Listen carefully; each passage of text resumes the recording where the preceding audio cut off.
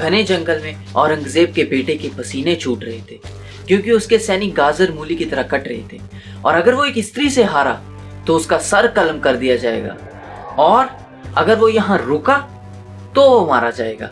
कौन थी वो वीरांगना जिसने औरंगजेब की सेना को पानी पिला दिया? जानेंगे आज की कहानी में। अगर आपको इस तरह की कहानियां पसंद हैं तो इस चैनल को सब्सक्राइब करें और इस वीडियो को ज्यादा से ज्यादा शेयर करें।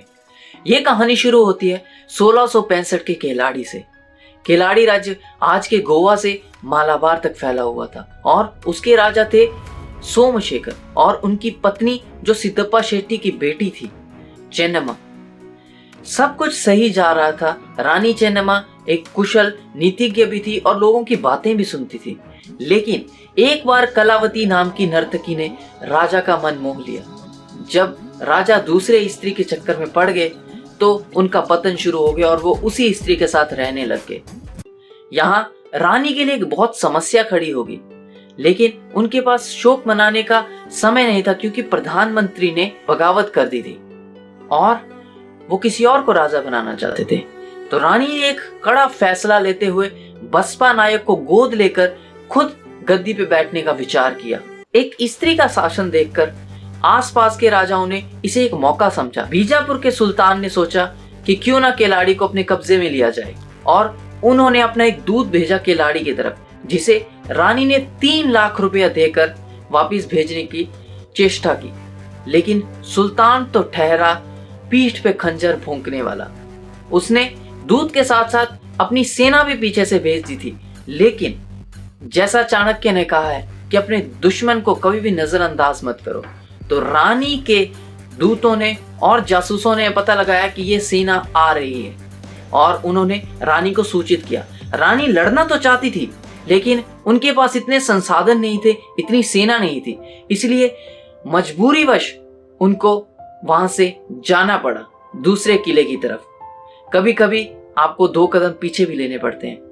तो इसी तरह से रानी को भी वहां से जाना पड़ा, लेकिन रानी ने एक सूझबूझ भरा कार्य किया कि अपना जितना भी धन था, जितने भी लोग थे, उन सबको लेकर गई इस भुवा नगरी के नए किले पे। दूसरी तरफ वहां पे राजा को जहर देके मार दिया गया, और अब सुल्तान की सेना जब पुराने किले पर पहुंची, बिदानूर का किला, वो किला उन्हें खाली मिला और वो बहुत ही गुस्सा हुए। उन्हें ना लूटपाट का सामान मिला, ना कोई इंसान वहां पर था, लेकिन उन्होंने किले पर फिर भी कब्जा कर लिया और वो आगे की रणनीति बनाने लग गए। इस तरफ भुवा नगरी के किले में रानी ने अपने आप को संगठित किया, लोगों को संगठित किया, और इसी बीच उनको राजा की हत्या की खबर मिली। वो शोक मनाना चाहती थी, क्योंकि वो जानती थी कि कैसे राजा ने एक दासी को रानी बना दिया, लेकिन परिस्थितिवश आज वो उनके साथ नहीं है। इन बातों को पीछे रखते हुए रानी को सेना संगठित करनी थी, और प्रधानमंत्री भी वापस आकर उनका साथ दे रहे थे। इसी बीच सुल्तान की सेना ने भुवा नगरी के किले पर चढ़ाई कर दी, लेकिन बीच में एक जंगल पड़ता था, जिस वजह से केलाड़ी के वीर सपूतों ने उनका सफाया कर दिया और सुल्तान की सेना भयंकर मात्रा में कटने लगी और वहां से भागने लगी। उन्होंने बिदानूर का किला भी वहां से छोड़ दिया और छोड़ के वहां से सब भाग गए। इसी बीच केलाड़ी के वीर सपूतों ने फिर से भगवा लहरा दिया केलाड़ी के उस बिदानूर के किले पर, और अब रानी चेन्नम्मा को शासिका घोषित कर दिया गया 1671 ईस्वी में। इसी बीच जब शांति हुई, तब बारी थी मातृभूमि के गद्दारों की। मातृभूमि के गद्दारों को चुन चुन कर सजा दी गई। राज्य में चारों तरफ शांति थी, लेकिन इस शांति का फायदा उठाकर रानी ने बहुत ही सूझबूझ और दूरदर्शिता के साथ ज्ञान को, आध्यात्म को पूरा बल दिया और इसमें और ज्यादा धन लगाया। इसी बीच समुद्र से व्यापार को भी बढ़ाया और पुर्तगालियों, अंग्रेजों और अरबियों से अलग अलग तरह के व्यापार किए और धन को एकत्रित किया। इसी बीच संपूर्ण शांति नहीं थी।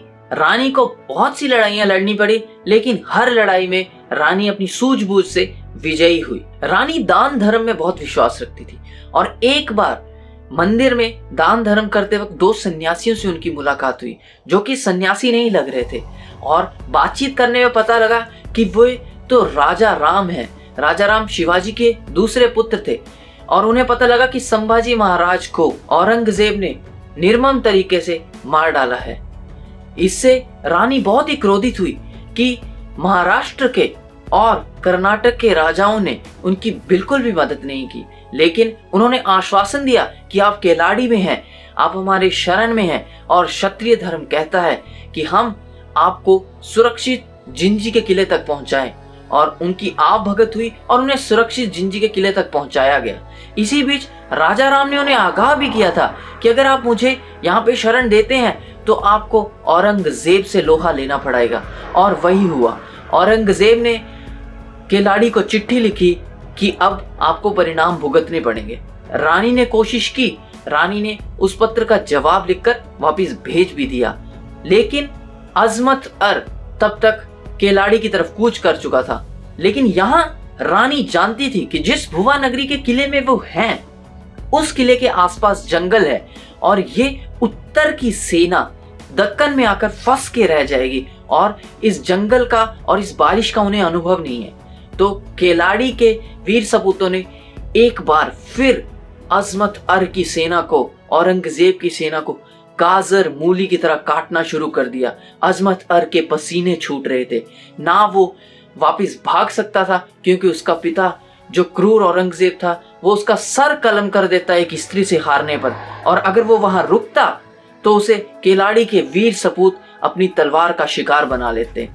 इसी कश्मकश के बीच में औरंगजेब का पत्र अजमत अर को मिला कि शिवाजी के बेटे यहाँ नहीं है, अभी जिंजी की तरफ कूच करो। और इस तरह वो भागा भागा वहां से जिंजी की तरफ चला गया और उसने अपनी हार स्वीकार कर ली। औरंगजेब को जब यह पता लगा तो उसने केलाड़ी को स्वतंत्र राज्य ही रहने दिया, और केलाड़ी की रानी की वीरता के किस्से में ये एक बहुत बड़ा किस्सा जुड़ गया। रानी ने बहुत ही सूझबूझ से राजा राम को इतना समय दिया कि वो अपनी सेना एकत्रित कर सके, मराठे अपनी सेना को एकत्रित कर सके और जिंजी के किले को सुरक्षित कर सके। केलाड़ी एक स्वतंत्र राज्य ही रहा और उसे कभी भी कोई जीत नहीं पाया 1696 तक। 1696 में रानी चेन्नम्मा का स्वर्गवास हो गया, और उसके बाद उनके बेटे बसपा नायक ने गद्दी संभाली, जो कि एक पराक्रमी योद्धा थे, और उन्होंने भी अपनी माताजी की शिक्षा को आगे बढ़ाया। अगर आपको यह कहानी अच्छी लगी तो इसे अपनी महिला मित्रों तक पहुंचाएं और उन्हें बताएं कि किस तरह से हमारी वीरांगनाओं ने इस मातृभूमि की रक्षा के लिए अपना खून पसीना सब कुछ अर्पण कर दिया। अगर आप इसी तरह की वीडियो देखना चाहते हैं और आपको यह कहानी बहुत अच्छी लग रही है तो इस वीडियो को लाइक जरूर कर दें, शेयर जरूर कर दें, और कमेंट करके बताएं कि आप आगे कौन सी कहानी सुनना चाहते हैं। अगली बार के लिए जय हिंद, वंदे मातरम।